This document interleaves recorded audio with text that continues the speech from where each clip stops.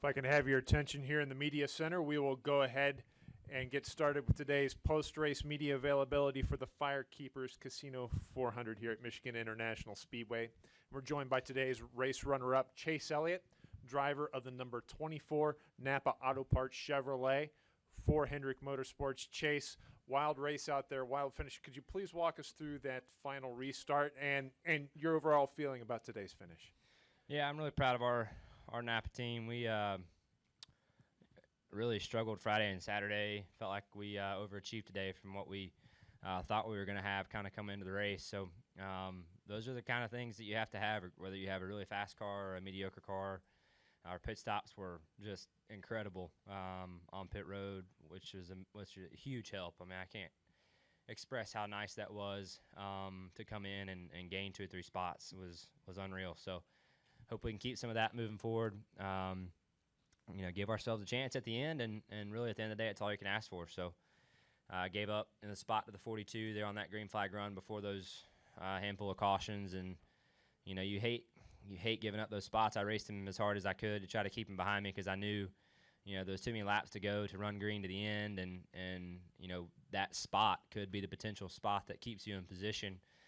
I tried to keep him behind me, and our car kind of fired off a little bit snug, and just had to wait a little while to get freed up, and he took advantage of that and went on to win. So happy for him. Had a fast car, did a good job, and executed his race well. Okay, we'll open the floor up for questions. If you have a question for Chase, please raise your hand, and we will get a wireless microphone to you. We'll start with Bob and work our way around. Bob Pockris, ESPN. I mean, Larson won the pole. He'd been fast all weekend. Did he have a better car, you felt, there at the end? Were you going to need him to make a mistake in order to win that race?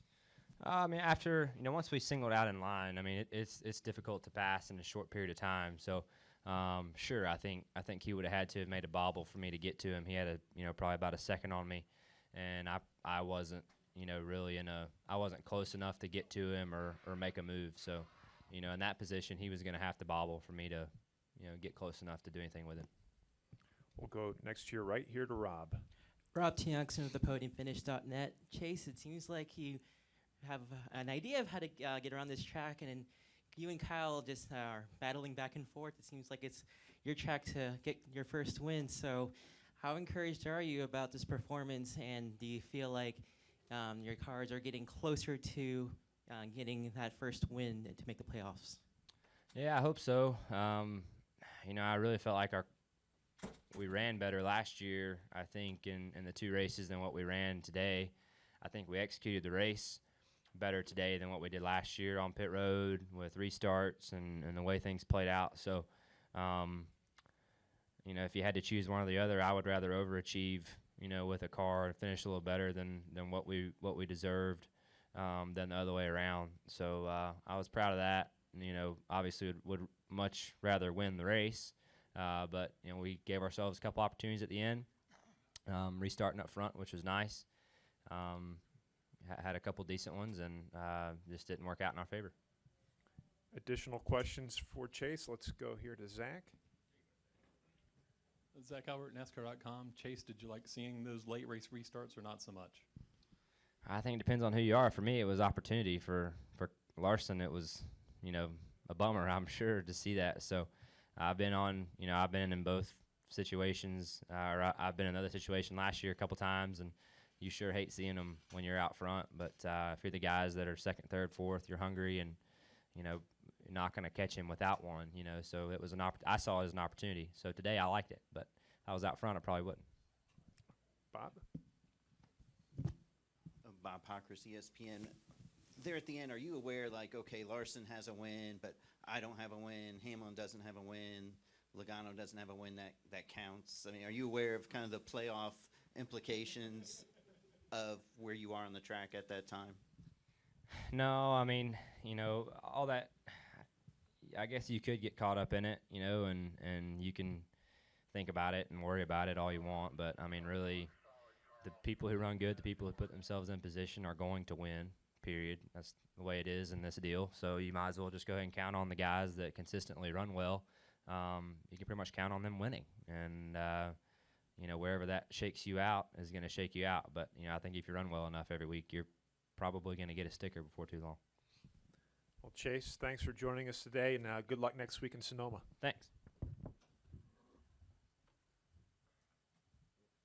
Now continue on with today's Monster Energy NASCAR Cup Series post-race media availability for the Firekeepers Casino 400 here at Michigan, and we're joined by our third-place finisher, Joey Logano, driver of the number 22 Shell Pennzoil Ford for Team Penske. And Joey, man, you were like 19th with 50 to go, and you battled up for a third-place finish. Please walk us through the end of the race from your perspective and how you really, came away with a good finish.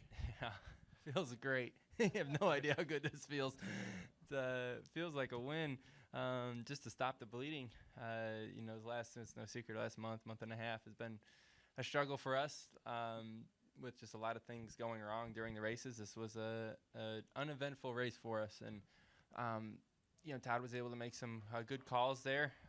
A lot of times Todd makes calls and it confuses me, and I go, "Why'd you do that?" But I never actually say it. I just keep my mouth shut because I know it works out at the end, and it did again.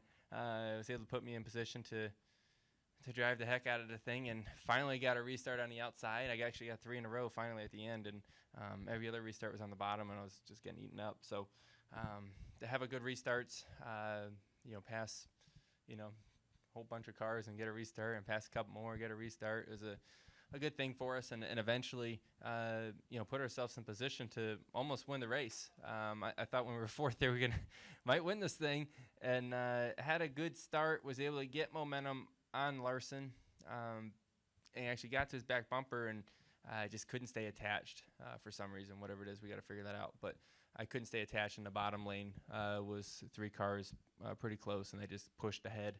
And then it kind of put us back to third coming off the corner when Denny slid up a little bit. So just, overall, like I said, proud of everybody. This is what the 22 team knows how to do. This is what we've done hundreds of times. Just, it's nice to be able to just put together something and out-finish our car. Okay, we'll open the floor for questions. If you have a question for Joey, please raise your hand. We'll get a wireless microphone to you. I see Bob's getting ready. Let's go ahead and get Bob, and then we'll go to Rob.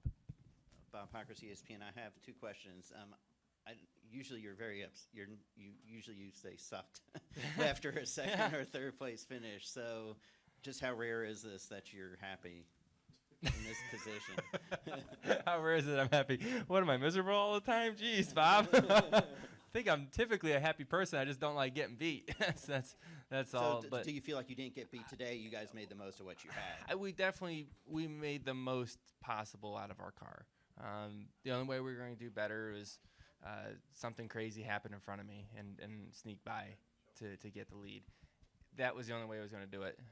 We had a 10th place car, and we finished third with it. I'm proud of that. We had a rough month and a half. We stopped the bleeding today. I'm proud of that as well. So, you're right. It's not a win. But all things considered, over the last few months or a month or so, it feels really nice just to stop the bleeding. And with fresher tires there at the end, did you think you had a pretty decent shot on that restart with 5 to go? Yeah, when I was sitting there 20th, no, I didn't think I had a shot at all, obviously. But had after a couple good restarts and then restarting fourth, it's like, yeah, I got a really good shot at winning this thing if I can get a good start. And like I said, I was able to get a good start, but I just couldn't stay attached and push Kyle out there, and we ended up just losing too much. Just track position, basically. I fell back to 5th or so and was able to get enough momentum to get back to 3rd, but overall just, didn't stay attached as good as I needed to. Let's go to Rob. Rob T. Youngson of the podiumfinish.net.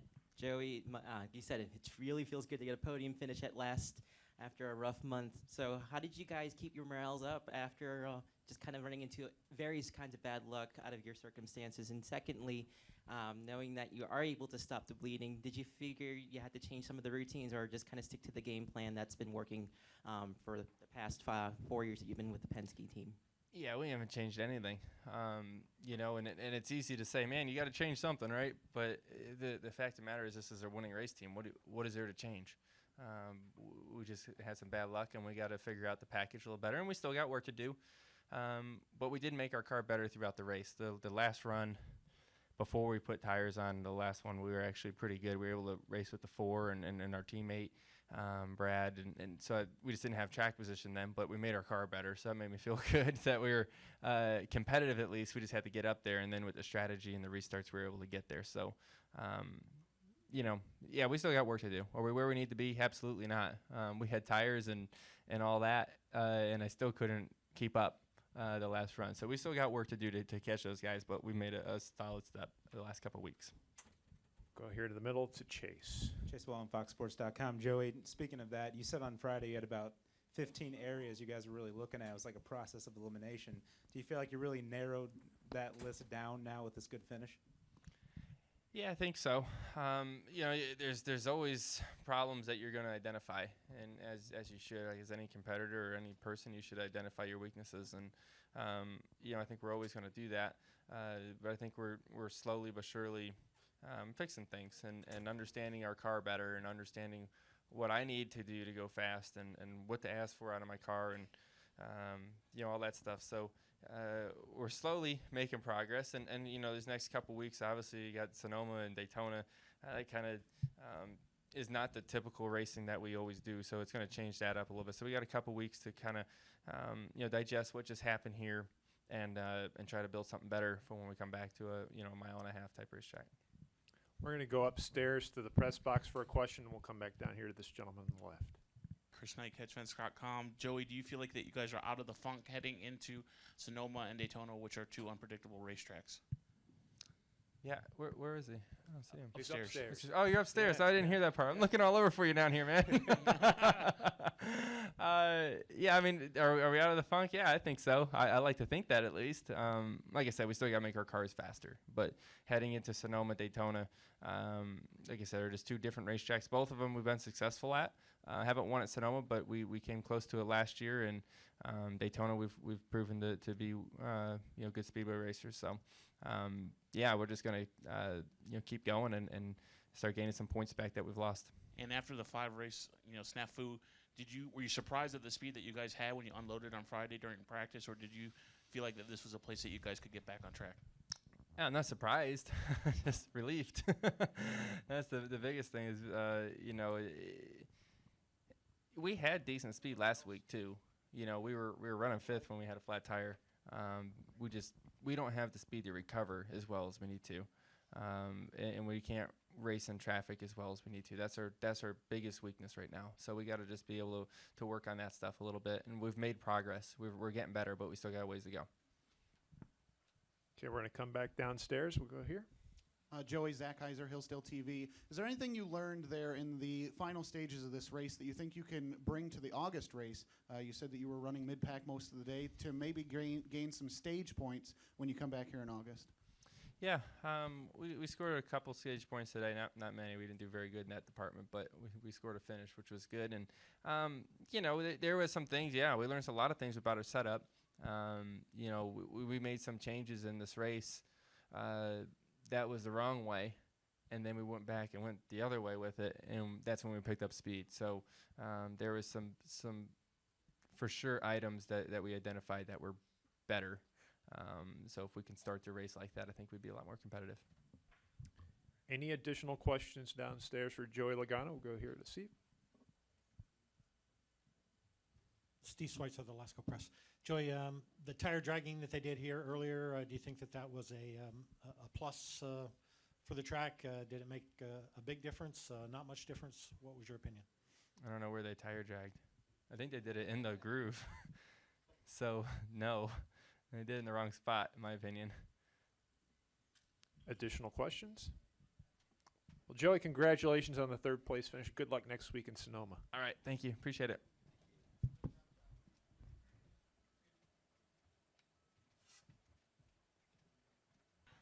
If I can have your attention here in the deadline room, we are now joined by Alba Colon, Chevrolet's Monster Energy NASCAR Cup Series Program Manager, representing today the winning manufacturer and the winner of the Michigan Heritage Trophy. Every Monster Energy NASCAR Cup Series race here at Michigan, the winning manufacturer receives the highly coveted Michigan Heritage Trophy. Alba, what's it like to be able to take that back home to the headquarters and show that off for at least a month or so?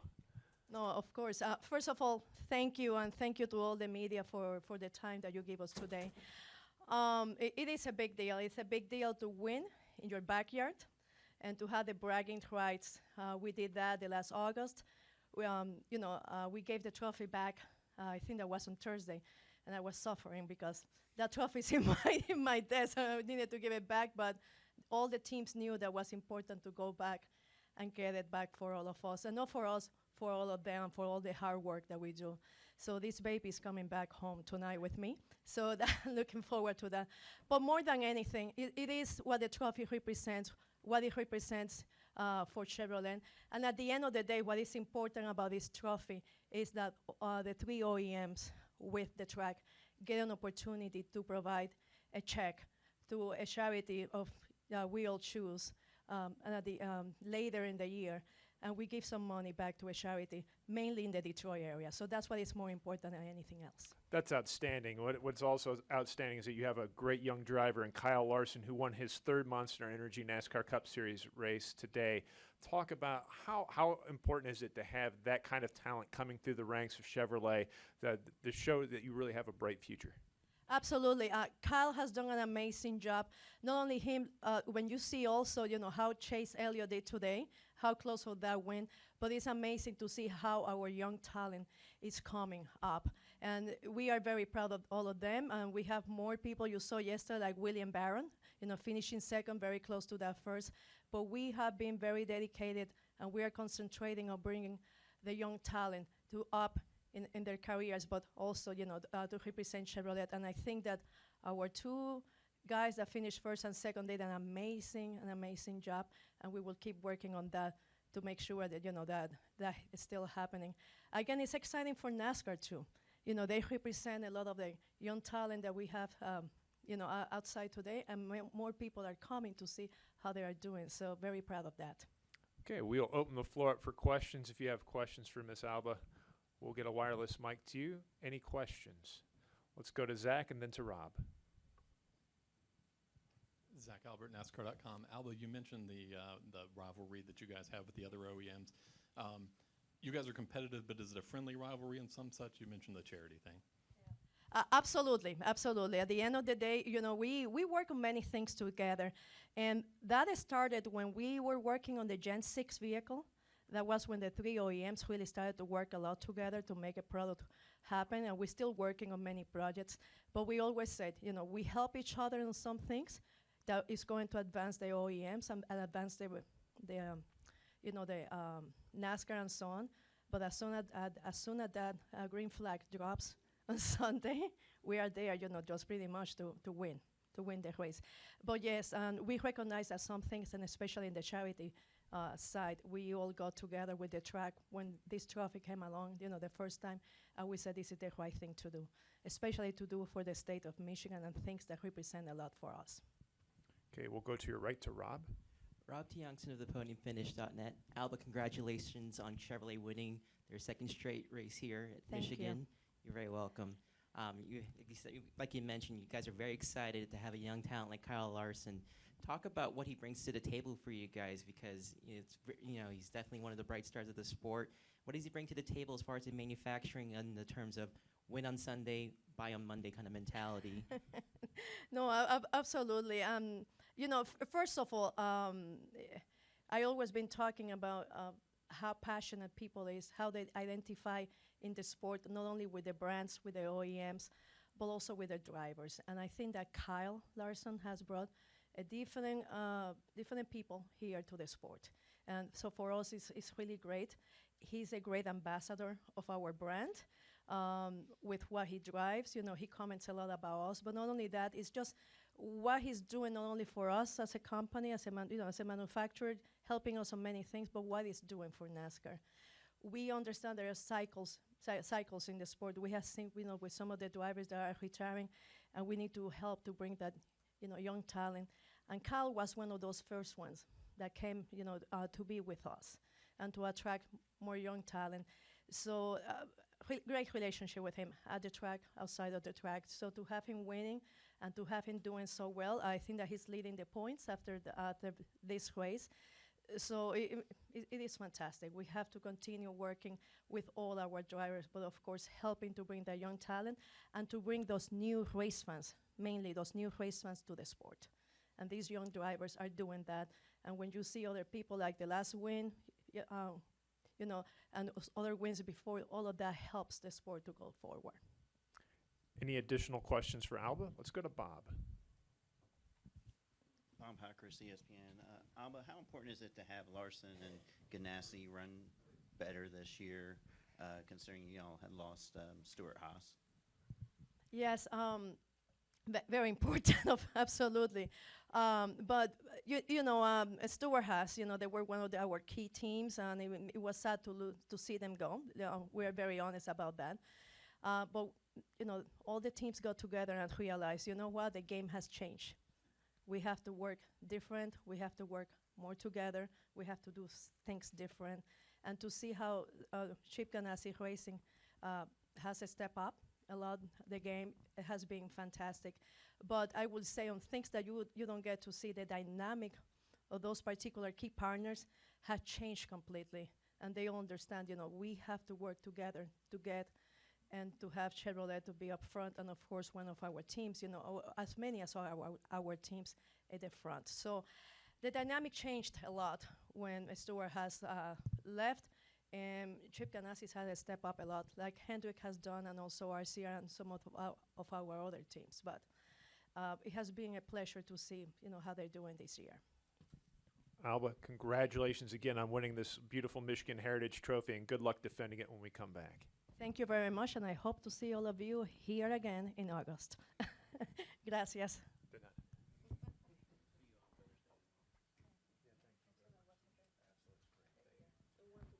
If I can have your attention here in the Media Center, we will begin now our winner's press conference for the 49th Annual Firekeepers Casino 400 in the Monster Energy NASCAR Cup Series. And the race winner is Kyle Larson, driver of the number 42 Cars 3 Target Chevrolet for Chip Ganassi Racing.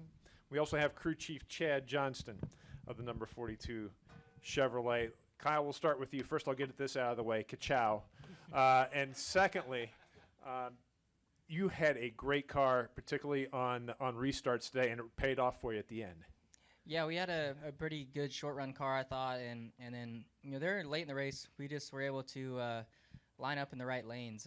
We restarted 8th, I think, with, I don't know, 40-some laps to go, and was able to get to 4th with 4 tires, I think, and was better than Chase at that point, and got to 3rd, and then chased down Ryan Blaney pretty quickly and got by him just before that caution came out, and then Ryan gave me a heck of a push on the bottom lane there to shove me out in front of Kyle, which was huge. You know, Kyle is so good at restarts, and I was looking in my mirror. I could see that Chase wasn't to his back bumper, and I was just hoping we could build some momentum, Ryan and I, to get the run we needed to basically play chicken getting into 3, and we were able to hold it wide open longer than Kyle and squeeze in front of him. And then they started crashing, and you know, I knew the top lane would be the best place to restart, and I liked who I saw in my mirror. I can't remember really who it was. I think the 22 was in my mirror the last time.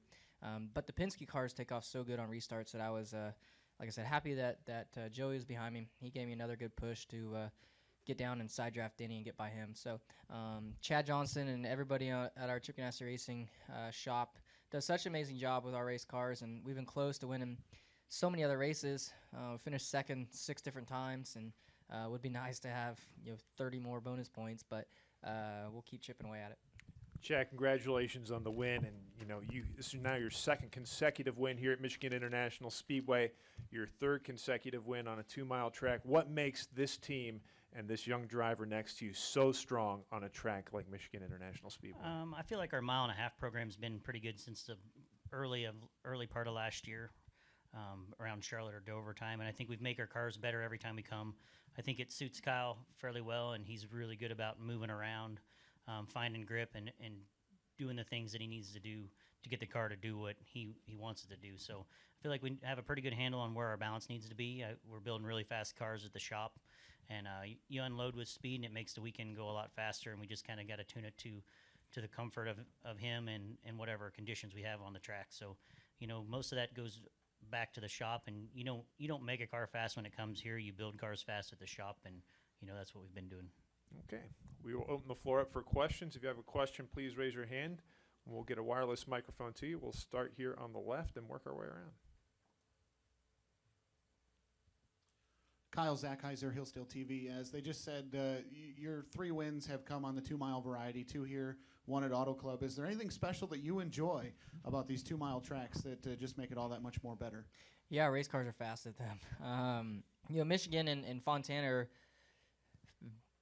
very, very similar in shape and size, and but the racing surface is way different. Fontana's rough and bumpy.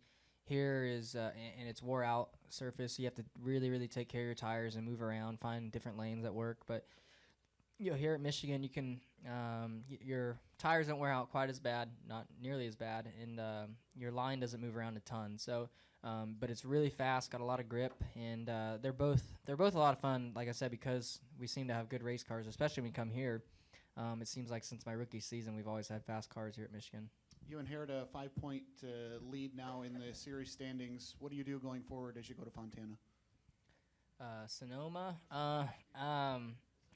Yeah, I'm excited about Sonoma. I grew up, about an hour and a half from there in Elk Grove, California. So it's my home race. I'm gonna race. I was supposed to race tonight in a sprint car, but it got canceled in Ohio. But I'm gonna race tomorrow and Tuesday in the sprint car, and then fly out to Sonoma on Wednesday. Is the plan right now, unless they rescheduled Waynesfield for Wednesday.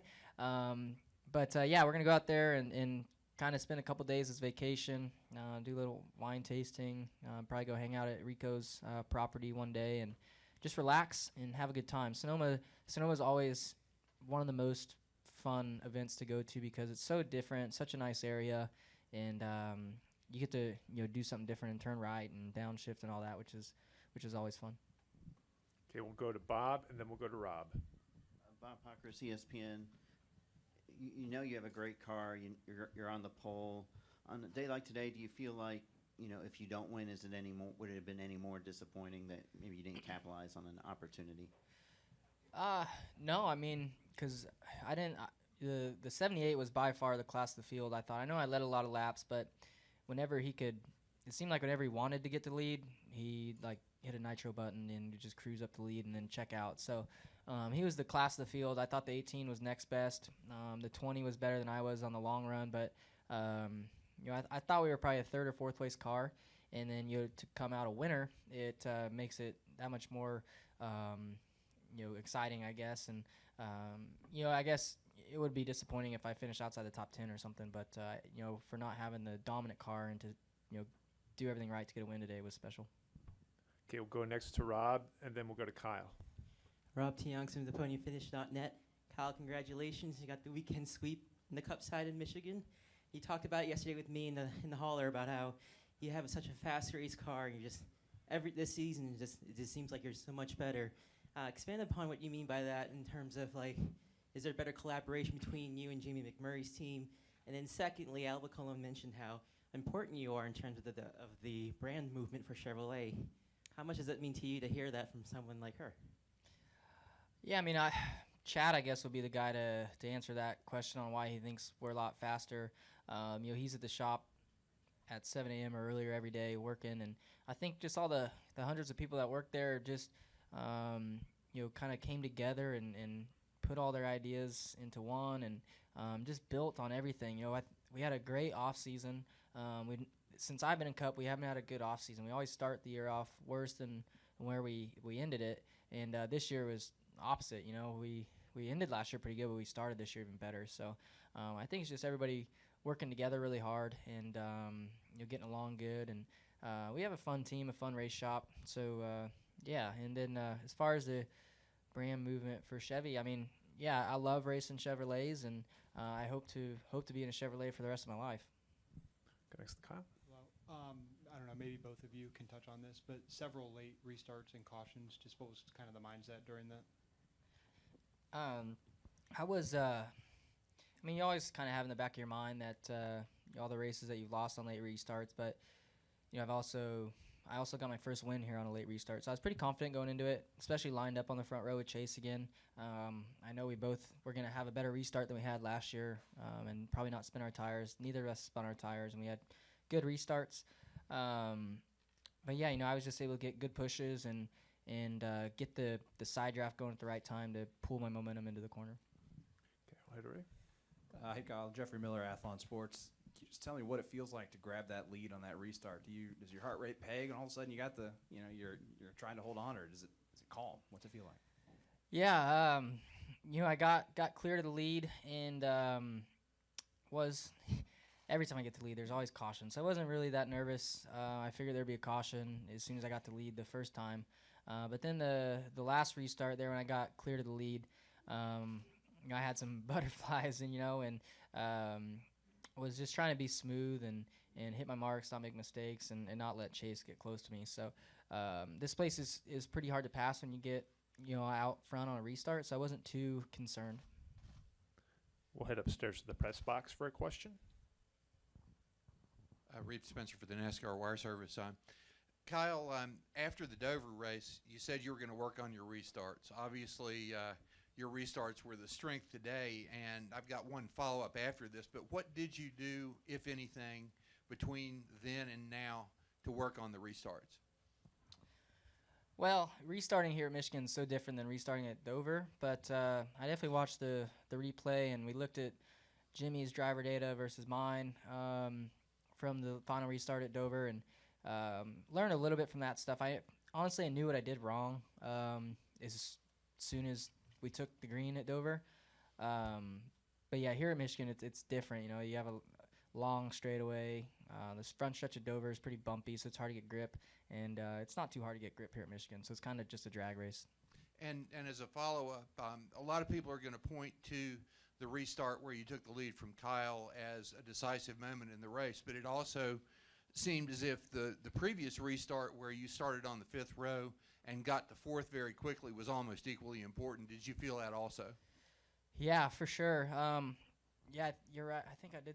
I don't know if I started 8th or 10th or whatever, but we were able to get to 5th off of 2 and then clear Eric Jones pretty quickly. And then, that lined us up 4th. And we were a lot better than Chase at that point. And then when I got clear of him, way better than Ryan because he was on 2 tires. And then they were letting me know that Kyle wasn't, or they didn't think would be good on fuel. So I was actually hoping for it to stay green. But then, we got the cautions and got the restarts that we needed. Okay, we're going to go to Taylor, then to Rob. DeSormo, MLive.com. It seemed like all day the outside was the preferred line on the restart. Were you surprised that you were able to get around Kyle on the inside, and what made the outside so good? Well, I think the outside is good because you can kind of, the guy behind you just pretty much stays in line, where on the bottom they have the option of kind of pulling out and trying to hang you 3 wide or whatever. But when I restart on the bottom, my spotter told me that Blaney said that he was going to push us as good as he could, and I mean he had a heck of a restart and shoved me softly all the way to turn 1, and I didn't spin my tires at all. I didn't get squirrely at all and was able to get the run I needed. Go to your right to Rob. Rob Johnston of the podiumfinish.net. Kyle, I just wanted to ask you, what does this win mean for you in terms of the emergence of the young racers in the Monster Energy Cup Series? Because clearly it was a really good show between you and Chase. What does this mean for the youth movement for the sport? Yeah, it's. I keep saying that NASCAR is in a great spot. Even with Dale Jr. retiring this year, I think it's a huge opportunity for our sport. Dale Jr. has probably 3/4 of our fan base, so you might lose a few thousand of his fans. They might disappear, but the rest of them are going to pick new drivers. I think new rivalries are going to be built. It's just going to bring some excitement back to the racetrack, and I'm happy that I'm seem to be kind of head of that youth movement right now. With Ryan Blaney getting the win last week, you look at Chase finished in 2nd. Joey, he's a veteran, but he's only a couple years older than I am. And then Stenhouse, Austin Dillon, Eric Jones, Suarez. There's so many others that are in great equipment right now that are running up front, and it's just a great time for NASCAR. I think everybody's kind of nervous about where it's going to be, but I think a lot of us, our fan bases are going to grow as well as NASCAR's fan base. Go next to Bob. Bob Hockers, ESPN. Are you aware of kind of where you are in points, and the winner of the regular season gets 5 extra playoff points compared to everybody else? So, how you and Truex are. I think Truex is 130 points now ahead of Kyle Busch, who's 3rd in points. So, how important is that battle between the two of you? Yeah, no doubt. I think I pay attention to kind of how far back I am of Martin, or how far ahead of I am of him. We had a rough Coke 600 there and lost a lot of points, but we've been able to gain some back and take over the point lead. So that's a big goal of mine, to be the point leader at the end of the regular season. Martin's been so fast all year long. He's dominating. It seems like every race, and he's already racked up a lot of bonus points. So I need to do all I can to get some back on him and help our playoffs out. You see me racing hard at the end of those stages, and that's because every point is going to matter for us too when it comes down to Richmond or whatever race it is. Any additional questions for our race-winning team? Gentlemen, congratulations on yet another win, and good luck next week in Sonoma. Thank you.